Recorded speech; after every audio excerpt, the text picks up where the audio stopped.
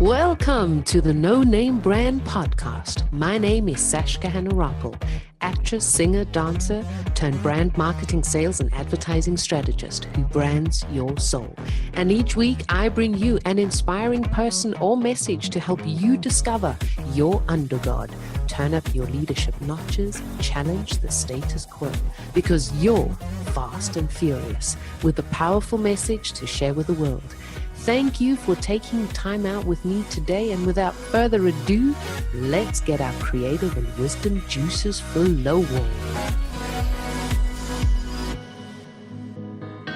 Folks, it's that time of the week again. You know it. It's time to spend time with moi, where I interview the movers and shakers who are changing the world by changing themselves first. And today, this change comes from our bodies. Now, they say an elephant never forgets. Well, the same goes for your body. At least that's what our next guest teaches. Your body is the vehicle of experience. Your intuition lies in your gut. You know that gut feeling? Emotions like anger, rage, guilt, shame, stress, anxiety. Everything is all stored within your core and clouds your intuition. I've had that happen before. Raise your hands. If you're driving, don't raise your hands. Just give me a little bit of a nod.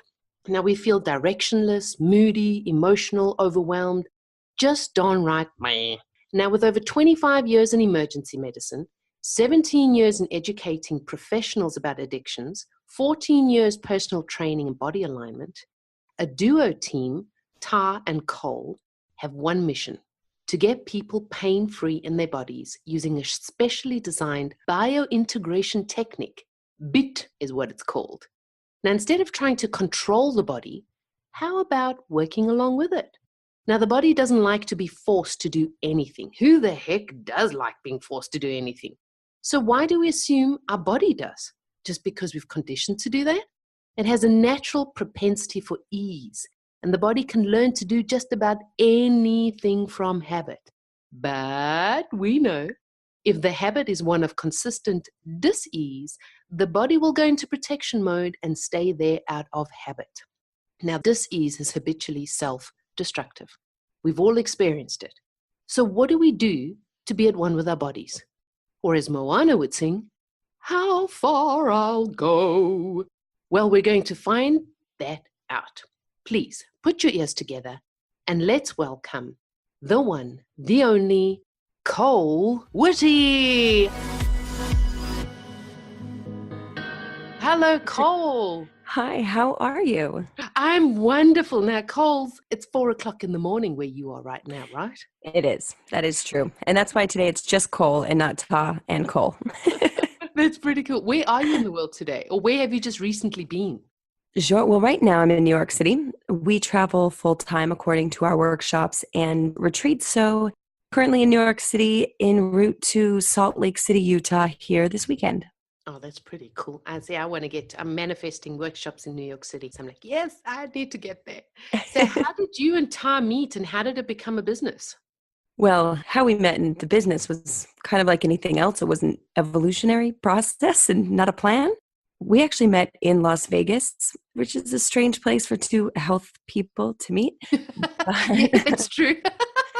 It is. Well, neither one of us particularly care for Vegas. So we are both musicians. We actually met in Las Vegas doing a show together. So when we first met, it was just business. We exchanged information to stay connected on Facebook in 2010 and didn't speak much until 2013. And from there, I started going to his fitness classes. So that was where I first stepped into the fitness side of, I guess, the evolutionary process of what we do, because Ta had already been a personal trainer and been teaching one kind of fitness called insanity.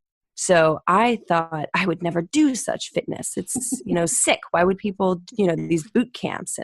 But he was really attractive, so that was good motivation. So that's how it started. And what were you doing then? Yeah, I know about insanity. That's with Beachbody.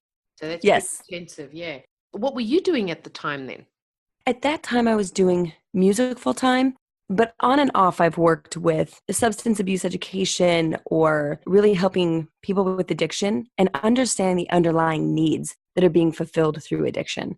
So that was a process over the last 17 years that I've been in and out of that process. So at this point, I was doing music full time, taking a break from motivational speaking because I realized in retrospect that when I was speaking full time, I was doing all the big circuits and all the big network television shows, but I was speaking from a place of such deep sadness. And it was really, I was trying to make up for everything I felt like I'd done wrong because I had been sold drugs in the past and overdosed into a coma when I was 17. So I was doing good in the world, but I was doing it from a place of like trying to save my soul. So at this stage, I was taking a break from that because I was connecting to people in a very deep, sorrow-filled way that actually was making me feel that it was hopeless and that the world was hopeless and I was never going to be able to make a difference really. So at this point, I had taken a break from that just to find things that really filled me up and told myself I'd return to that world later when I could connect to it from a different standpoint than the one I had been. That was the music world, leaving the music world. Yes, correct. Yeah. What was it like? I mean, it's quite a big thing to just go, and it's like a completely different direction. It's not like you stayed in the artist world or the creative world. It's like a lawyer becoming a yoga instructor or something. It's like, what? Huh? For sure. And it's still very much a part of my life. It was just honestly trusting things were shifting and not judging it or having an attachment. And just when I first started going to Taz fitness classes, he said, you know, you're very good at this. You're very body aware, and your ability to, especially particular with insanity, your ability to connect to wellness makes sense for you. You know, you're used to being on stage, you're being in front of people. This could be a good fit. So I stepped into that world 100%. Within 2 years, I actually was Beachbody's first ever instructor of the year out of 25,000. So there were parallels. And looking back on my path now, it makes perfect sense every step and how it's contributed to our current work. Because now I'm not a fitness instructor anymore. And everything that we're based on is helping people to understand the unique language their body speaks. And that's from my own path. I used to have tons of medical problems. Hypothyroidism, endometriosis, ovarian torsions, arthritis in my knees. I mean, just a lot. There was a lot going on in my body and a lot that was very painful. So to shift into understanding that our stress levels, our subconscious thought patterns all become physical manifestations as well from our eating habits, actually started to see and have moments that I was pain-free. I've been in pain my entire life. I broke my first bone when I was a few years old, and from then have had 26 broken bones. So between that and fibromyalgia and arthritis and all this stuff, I actually didn't ever know pain-free. So through this process of doing self-work, unraveling my journey, my traumas, I found pain-free. And that's when I was like, hold on, I have to tell everyone about this. And I've always studied people. I've been fascinated by humans, by our processes. And then being with someone that had been in emergency medicine for so many years, who had been helping people who were in the hospital, he also said, you know, I want to help people stay out of the hospital. And that was kind of the beginning of this process of really developing this niche that there are people that touch into it. There's not anyone that has established a system for people to really get in their body, because the thing is, you got to connect to your body daily to run your business, to connect to your family, to connect deeper and show up fully in your life with your family. And if you're in a lot of pain, it's almost impossible to do that. I think it's called America's Got Talent. I think it was one of those shows. And a gentleman stepped up and he said something so important, which really lines up with what you just said now. When you're in so much pain that it's very difficult to focus on anything else. And he was saying it's very difficult to focus on your dreams when all you're doing is in survival mode. Yes. And it's that same thing, you know, when someone's going, oh, focus on your health or live your life to its fullest, all you can see and just concentrate on is just this dis-ease that you have all the time and not knowing how to get out of it. Where did you start? How did the breadcrumbs start to where it is kind of now and going? Well, it started first by, it didn't feel like much of a choice, to be honest with you. My body was in so much pain that it reached a point, I was quite a bit heavier than I am now. But the arthritis in my knees, I couldn't walk for long periods of time. Wow. I was only in my mid-20s at this point. And I said, I can't live this way. And I had gone through suicidal thoughts and desires at points in my life. And once I decided that I would stay on this planet, I said, well, I can't do it this way. So what can I do? What can I control? And the only thing I could control at first was food.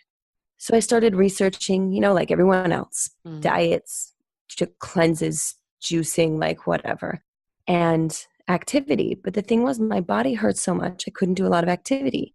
And I decided to buy a treadmill so that I could walk every day, or at least on the days I didn't have a lot of pain or as much pain. And moving the treadmill into my house, I dropped it on my foot and broke my big toe in half. Oh, good Lord. Yeah, almost lost my entire toe. So that was 2 years of reconstructive surgeries. So now I had I could not move. That was not an option. And I was looking at, up into the sky, like, what did I do? What did I do to deserve this? And it was really difficult to not go into that I did deserve it, that I deserved this pain. So when I was first unraveling this, I didn't know what I was unraveling. I just knew it felt like the bottom to me. And this felt way lower than a coma from a drug overdose, because this was me, the healthiest version of me I had experienced, and it was so much pain. So what I teach now to save people the 10 years it took me to get here is something called a B.I.T system, which is a bio-integration-Tenchnique. And what it is it's basically a tool to access your body's intelligence, or the instinctual intelligence. What I do now to stay out of pain is I have to track what's going on in my body.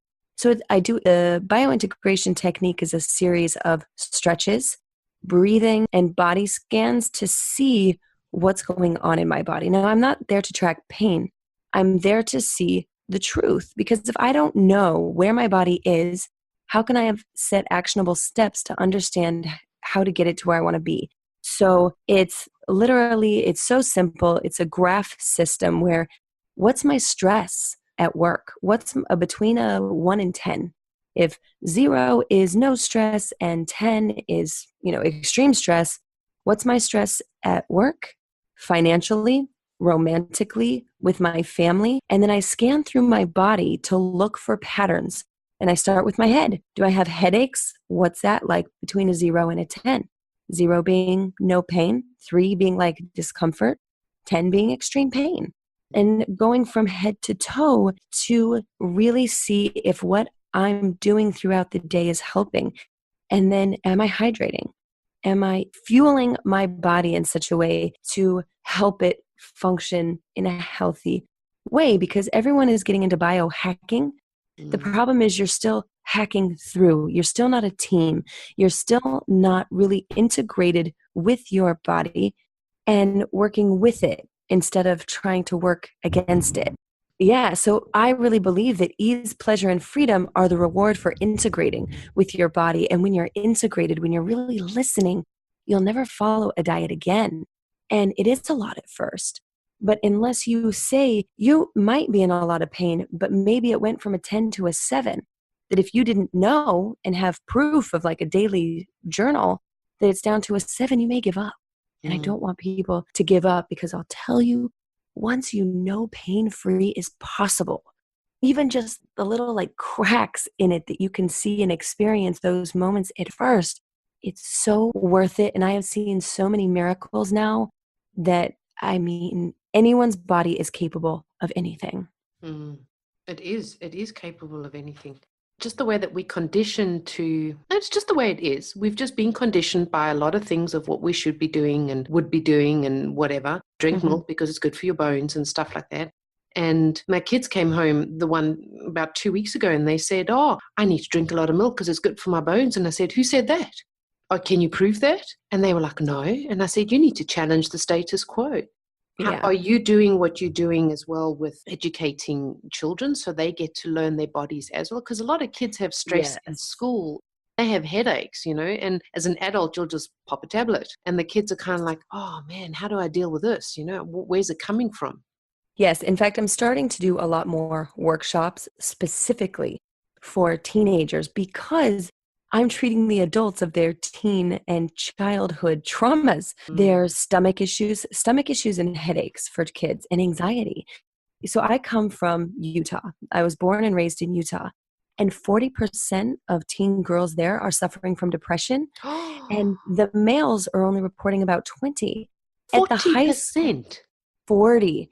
And the high school, the area that I went to, had 6 or 7 suicides last year in Oh my high God. school. In high school.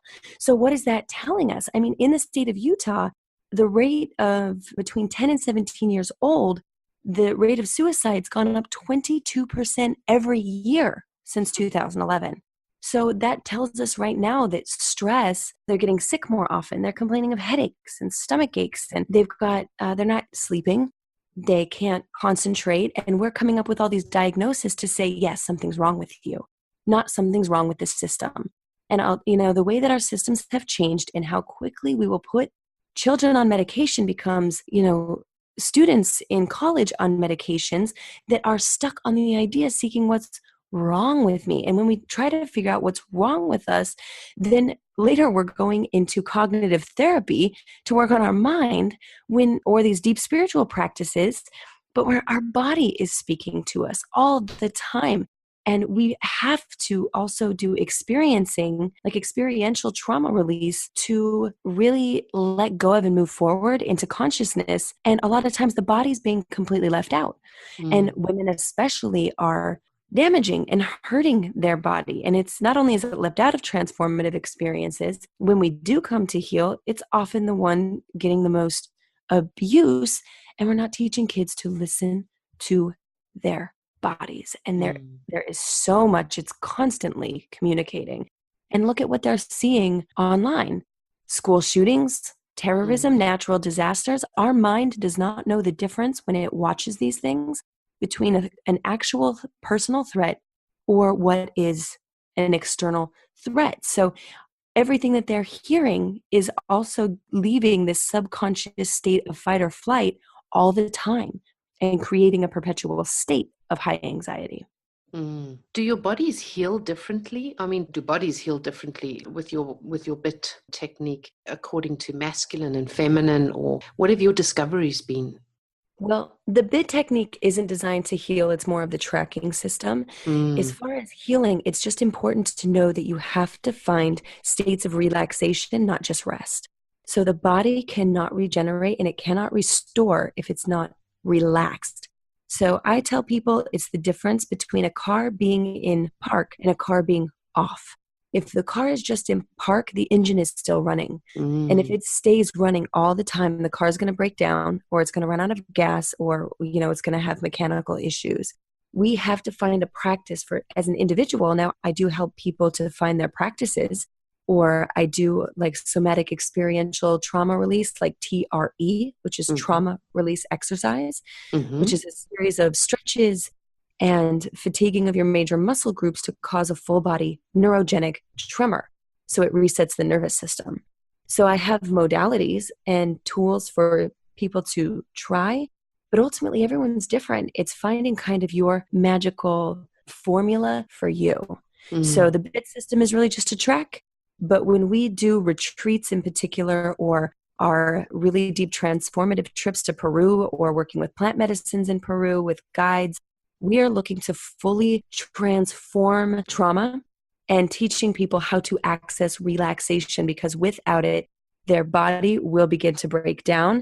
And it's imperative to have a skilled facilitator to dig deeper into what's troubling an individual or a teen. We'll work with teens over 18 as far as coming on our transformative trips, but we do retreats that do not use psychedelics or that do not use plant medicines with younger teens that are starting to teach them tools, because we also have to teach adults how to have tough conversations so that their children can open up honestly, or in a place where they can open up honestly so that they're more empowered with transparency in the relationship.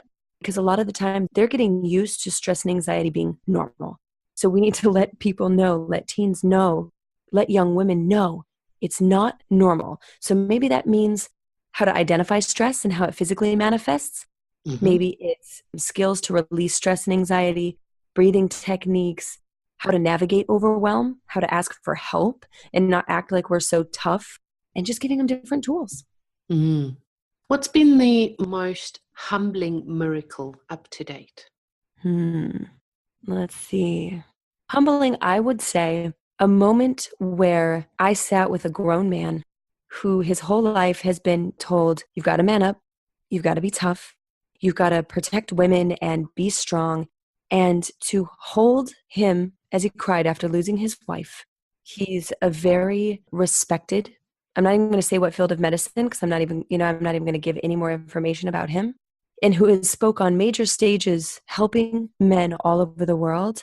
To hold him after losing his wife to brain cancer, to a tumor, and really letting him speak to her and me to hold that space for her, to almost hold that place for him, to be able to speak to her and to cry and to help then with physical body manipulations to help his musculature release the sadness, to help his nervous system literally start to shake, because that is how his body processes, as many do, as it naturally will. We've just blocked it. And to watch a person after only a few hours or after a day sit differently and be more relaxed and have hope that they can find love and connection, not the same, because it's never the same as the person, we're never replacing them, but to be open to the unconditional love for themselves that person, like his wife, held for him for so long, and really sit with him as he allows the space for him to fill that space for himself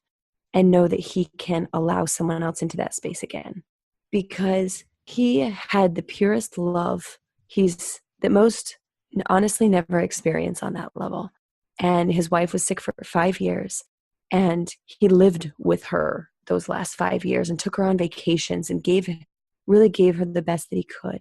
And for me, this one wasn't a medical transformation, but this man works medically with thousands of people, tens of thousands when he speaks. And to hold that space for him to cry and to not be the tough guy and to allow the emotion to come through and really mourn, but also be joyous in the celebration of what he had is humbling. For someone to feel safe enough in that moment to go there, especially a man. I could feel that. I had a little Yeah. tear, a little bit of tears, a little bit emotional happening over there. Yeah, and it changes my relationship because I know what I have, and we don't take a moment for granted. And I know what health I don't take for granted. And for anyone listening, your health, no matter how much money you make, when your health or your body starts to deteriorate or you feel like your body's against you, no money or abundance financially can be felt if you do not have the abundance of health. And if you do not spend the money or the financial need with wellness and health, you will spend it in illness and in the breakdown of your body. It doesn't have to be that way. So choose where to spend it now, because there's not a magic pill, but there is progress. Be open to you being the miracle. We hear about miracles every single day. Be open to you being the miracle and never settle with a prognosis. Never settle with what a doctor tells you. Anything can change, and I've watched it. I've watched people cure HIV. I've watched people heal from stage 4 leukemia. I've watched people cure their thyroidism. Allow yourself to be the miracle, which means you have to create the space for the miracle to show itself and come forward. I love that. Allow yourself to be the miracle. Yeah. Was the gentleman that you were talking about, that state or that space that he went into, is that also a form of regeneration? Of course, it's release. His body had to be so strong, and he was in survival mode when his wife fell ill, which means the hormones your body is pumping through it all the time, and it was showing physically in his body, it can't relax and it can't let go. So that was holding on to significant body fat because the body was protecting itself, and then it was storing the stress hormones that were being perpetually released. In verbalizing it, he was able to let it go. He was almost cueing his body to let it go, not to let go of his wife, to let go that he doesn't need to hold on to that fight or flight mode, waiting for something to happen. It happened. And he had to hold it together for his kids. And he was the first to acknowledge if his kids weren't there, he didn't know that he would be, because the deep pain and the deep sorrow It's just knowing that as deep as that sorrow is, it's reminding yourself that your emotional real estate grows the same in the opposite direction. That deep sorrow means high states of bliss and pleasure. So in that moment that he was able to tell me, he was able to cry, he was able to let it out, he was able to release the stress hormones because his body started to shake and tremor the way animals do. We do have a built-in mechanism for this. There's many studies, and it's becoming more scientifically known by people like Peter Levine. In a book like Waking the Tiger is a great place to start, that our body holds on to memories. And it's like a sponge. And if we don't give it the cue to let go, it's going to hold on to everything, and it's going to make it sick. How do you want to change or challenge the world doing what you do? Well, my challenge starts with being open to being the miracle and really believing that you already are. The sheer language we use sometimes with our body and the way that it runs in spite of that. Could you imagine if we spoke to all of our friends and relationships the way that we spoke to ourselves sometimes? Like, it's any wonder our body is still here. And it has broken down, because for anyone that knows and has seen like the scientific studies around how you speak to plants, what do you think is happening to your body?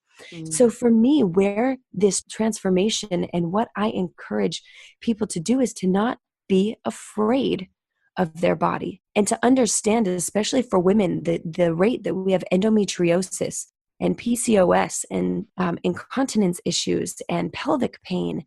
I believe so much of this has to do with the fact that we have compartmentalized ourselves. We reject ourselves. We've been conditioned to believe that there's always something wrong with us, not to mention trauma. So first, I start with saying, don't let PMS or pain or fibromyalgia become normalized for you. It's time to imagine a new normal and consider what it would be like to be the expert of yourself. So if you just learn a little bit at a time, your entire life will change, and time's going to pass anyway. But if you only do practices that quiet or transcend your thoughts and you don't include your body, your realizations will be incomplete. You must include body to get into a flow state. And once you get into a state where you and your body are a team, it's going to lead you to more pleasure and more bliss. You can't do that without body. So it's not about diets. It's not about losing weight or getting fit. It's just that your body is your diary, and it's the only part of you that's in the present moment. So if you aren't present, you're missing the beauty of life, the connection to the people that you love. And if you have a huge purpose, then you must get out of pain, because you can't show up fully in your life otherwise. So find your why. Find why you need your body to show up fully. And from there, it'll start to lead you in how to like break down what's going on with it. And if you need help, hit me up. This is what we do. Especially if there's a lot of medical things going on, it can be overwhelming for sure. But your body is speaking to you. So I encourage people to, like, biohacking is an incredible tool, but biohacking alone is a missed opportunity. Start really spending time understanding your body's instinctual intelligence, because it will completely transform the way that you show up in your life. Yeah. I love the passion in that. It's everything. It really is. Like, first, just start with a pause. Just pause. Before you react to anything, touch into your body. What am I experiencing? Physical scan, and then proceed. Like, just pause, physical scan, proceed. Your whole life will start to change. As we're nearing the end now, I would love to hear from you your take on 3 of my values by filling in the blanks. What passion means for you. Oh, what it means. Passion is relentless, and it's excitement. Not just passion to get something done, but the knowing and the excitement because I know, because I've done it myself. For me, that's where passion comes from, is hope. Honestly, passion comes for me because I can actually feel it now. I couldn't feel passion from pain. Oh, that's good, yeah. Creativity for you is? Expansion. Creativity for me is really tapping into other parts of myself that are beyond my perceptual lens, that are beyond my experience, because I have to look beyond what I understand And to me, that's creativity. Mm. Wisdom for you is? Wisdom is presence and honestly, the connection to body. Because from there, you see your own truths, and also you can start to fully understand the people you're connecting with around you. Oh, I love that. Thank you so much, Kole, for being with us here today. I look forward to meeting Ta as well when we get together for another interview. We'll probably do another one and catch up again because there's so much information that you have to share as well, and your wisdom as well. There is. And especially for him, with his medical background and what he's seen for what people have experienced in their life, there are a lot of patterns that you see with medical conditions and trauma. And we've also watched people unravel those. I love it. I love it. You can find out more about Kole and Ta in the show notes, where you can find them on social media, the website, favorite book, favorite quote, and just get in contact if you feel called and you've really been looking for an answer or just some kind of guidance or a roadmap on where to start, even if it is just the pause to, after the recording, put it on pause and get in contact with Ta and Kole. Thank you so much for being with us and honoring your gifts and honoring your calling and pursuing and changing the world by changing yourselves first. It's an honor. It really is. And thank you so much for all that you do for your listeners and just to expose them to more possibility. Thank you. Have an awesome day, guys. I'll see you all next week. Love you lots. Bye-bye. Dang, that was just supercalifragilisticexpialidocious. I enjoyed having you on board, and please do me and you a favor. Head on over to iTunes, SoundCloud, or Stitcher. Click subscribe, and a super bonus, leave your review and you stand a chance of being announced and advertised on the show. I'm always striving to ensure that your brand is uplifted and empowered. Remember, done is better than perfect. So be sure to subscribe, leave a review, and send in your feedback too. You're the absolute best. Keep rocking.